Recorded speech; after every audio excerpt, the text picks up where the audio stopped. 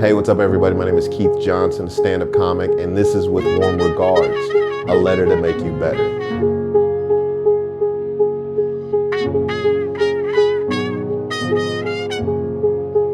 I've learned, within me, there is a real nigga. There's this real nigga who wants to get better and understand things, and who's very dogmatic and who's very stuck to the law of things. As I was playing with this idea of this new persona that I've found, I realized that was just a Russian doll. So there's a Russian doll of me, and inside there's this real nigga. And then I opened up this real nigga, and inside was this white woman. And I was like, who is this white woman? And that was that's my spirit animal. I just a white woman running around a festival, a music festival, barefoot, just not giving a fuck. I realized that was me as well. So I've decided to use all three of these things to come up with Warm Regards in order to make you better. The white woman wants to help the real nigga, and then the real nigga wants to help me, and I want to help you. The first emotion that we're going to be unpacking today is fear. And fear is an important emotion because I think that's one of the first emotions that you face and one of the last.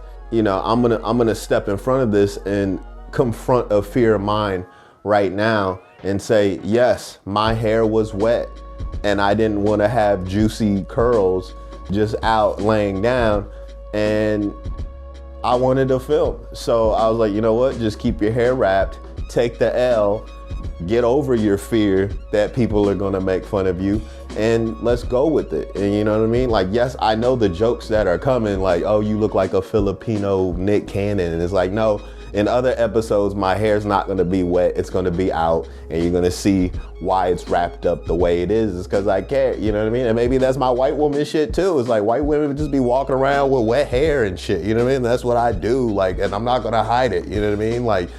Yes, I walk around with wet hair. Yes, I walk around barefoot. Yes, I shoplift from CVS, but not a lot, just little Burt's Bees here and there, but I'm not gonna hide that anymore, you know what I mean? I'm gonna be open, I'm gonna be real about my shit, I'm gonna face my fears, and so that's what we're doing today on With Warm Regards. What inspired this episode was a video from Sean Carter, Jay-Z, if you don't know, and he was talking to somebody in an interview, and he said, great friends of mine, friends of mine who've been through a lot and, come out on the other side as whole individuals. There was a lot of fights in our neighborhood that started with, what you looking at? Why you looking at me? You looking at me? And then you realize, you think I see you. Mm-hmm. You're in a space where you're hurting and you think I see you, so you don't want me to look at you. And you don't want me to see you in such a vulnerable, you don't want me to see your pain. Right. So you put on this shell of this tough person that's really willing to fight me and possibly kill me because I looked at you. Mm-hmm. Oh my goodness, these young men coming from they're just in pain. Mm-hmm. But you got to survive. So you go into survival mode. And when you go into survival mode, what happened? Mm-hmm. You shut down. Right. You shut down all emotions. Once I saw that, I thought Jay-Z just reached a new pinnacle in life, because now he understands that every individual is going through their own personal thing. And a lot of people are handling fear wrong, because fear kind of disguises itself as different emotions. It could disguise itself as being too cool. It could disguise itself as being mean or aggressive or hurtful to other people. But once you kind of unpack it and see where it is going and where it is driving you, then you can kind of step in front of it and use it to your advantage. For me, fear showed up as toxic masculinity. And what is toxic masculinity? Scientifically speaking, toxic masculinity is your body pumping endorphins and adrenaline into its nervous system, into its bloodstream, to protect you from that gay shit. That's all it is. And what is that gay shit? It's vulnerability. That's all that gay shit is. It's just being vulnerable, expressing emotions, expressing that you're hurt, expressing that you feel a way. Where someone has said, what you looking at? Or just had a very defensive approach to me, even whether it's been compliments, whether it's just been general comments, or whether it's just been a look that people have just been like, yo, what the fuck you looking at? And, you know, that helped me, you know, process some of the weird energy that I've gotten throughout my life, especially because, you know, a couple of things, like I just stare off into the distance sometimes, like, and I don't blend into the crowd, so you just see this Hawaiian man staring at you, and you're just like, yo, who is this nigga just staring at me like that? And, you know, you want to confront this, but also, you know, one thing I do have, and it's a gift and it's a curse, is low key I be seeing niggas, man. I see the pain always.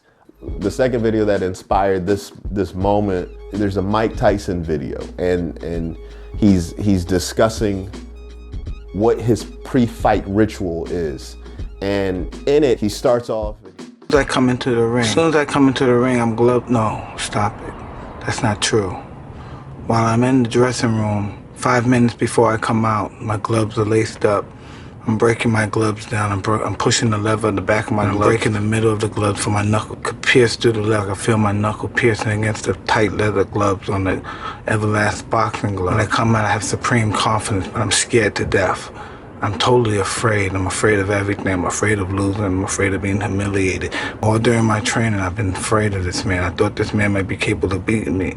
I've dreamed of him beating me, but I always stayed afraid of him. And he starts at that moment. And I think that is him recognizing that fear has both protected him and you know, led him to this ultimate confidence that he has. I had a handful of important people in my life, you know, not be able to face their fears at a particular moment when they needed to, and that kind of blew up the relationship.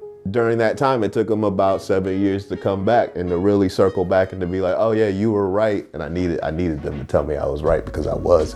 But you know, I had a handful of people say, no, it didn't take them 7 years to come back. It took you 7 years to get over your own fear, to address your hurt and your pain. So that was just disguised as ego. What really it was is saying, you know, that fear of confronting, like, hey man, you hurt me.